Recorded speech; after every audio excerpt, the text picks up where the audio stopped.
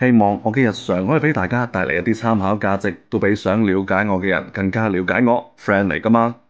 大家好，我係有嗰句講嗰句嘅石崗莊園 Theo。呢期依舊都係我嘅一啲日常啊。有啲嘢咧真係每個月都要嚟，有啲嘢啊都係每個月都要食噶。就例如，只要一段時間唔食，就會特別想食嘅麥奀啦。呢個湯清味濃嘅湯頭啊，連細蚊仔都爭住飲啊！新進嘅每月必食榜單入邊咧，就多咗呢一間啦。老海腸撈飯。只不過咧，我並唔係衝住海腸嚟㗎，而係呢度各種嘅假臘同埋鳥貝。只可惜啊，今次嘅鳥貝甜度低咗少少，不過咧都俾我發現喺新大陸㗎。呢個青島大香螺味道十分鮮美啊，而且食喺嘴入邊真係有特殊嘅香氣咧喺度縈繞緊㗎，口感咧都係爽脆無渣，我強烈推薦啦！呢個拳頭咁大嘅青島大海螺咧，上台嗰陣真係咧又將我震驚咗一下㗎。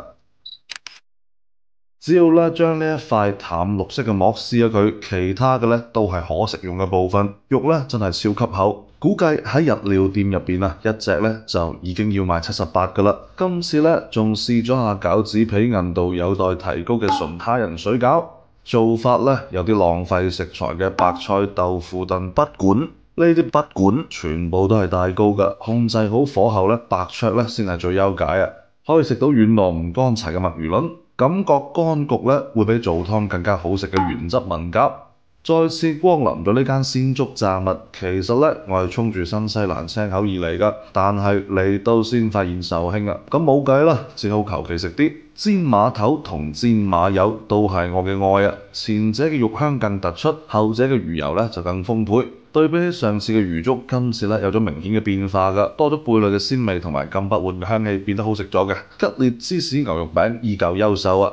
凌晨1點半向番禺市橋嘅順輝餐廳出發，提前訂好咗我至愛嘅黃油劑魚生同埋鯽魚魚生。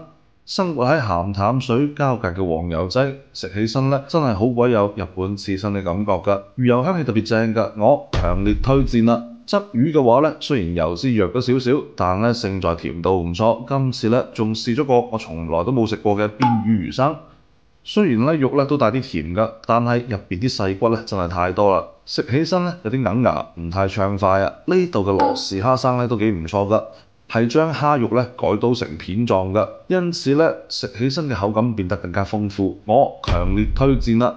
蝦頭咧一定要滾粥，魚頭魚骨嘅部分咧一定要油鹽蒸，定律嚟㗎。呢餐9個人，2條鯽魚，4條黃油劑，1條邊魚，4根羅氏蝦生嘅宵夜，算係我近期食到過最滿足嘅宵夜啦。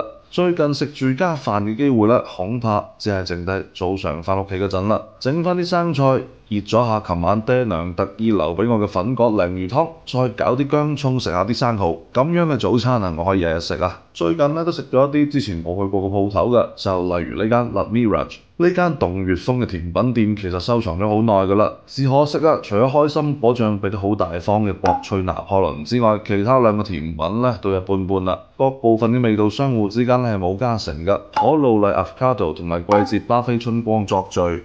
最近咧 Chewy 仲嚟咗2隻新嘅守護神，冇嚟幾日啫，感覺車厘龜個頭咧都就快俾人捉到甩色㗎啦。喺 Chewy 嘅日常又點少得數學課啊？一邊上課一邊食呢個被逼上夜班嘅薯餅墊下肚。真正精彩嘅咧係夜深人靜嗰陣嘅火鍋啊！除咗一啲貝殼類、花蝦，仲有南澳嘅蠔仔同埋手吊油。Chewy 熟客阿權哥咧仲整一條斑點魚添。最近咧我真係特別中意呢個冬陰功湯底啊！最後咧，再貼圖一下 Chewy 嘅新酒單。今次上新嘅幾款雞尾酒，唔單止有客人賜名嘅特調，仲有一啲咧我嘅小私心㗎。你會唔嚟試下話？自費自願嘅 Theo 飯局即日起咧不定期盛行，歡迎新老朋友入群，踴躍參與啊！繼續同我一齊飲飲食食，人生積極，好嗎？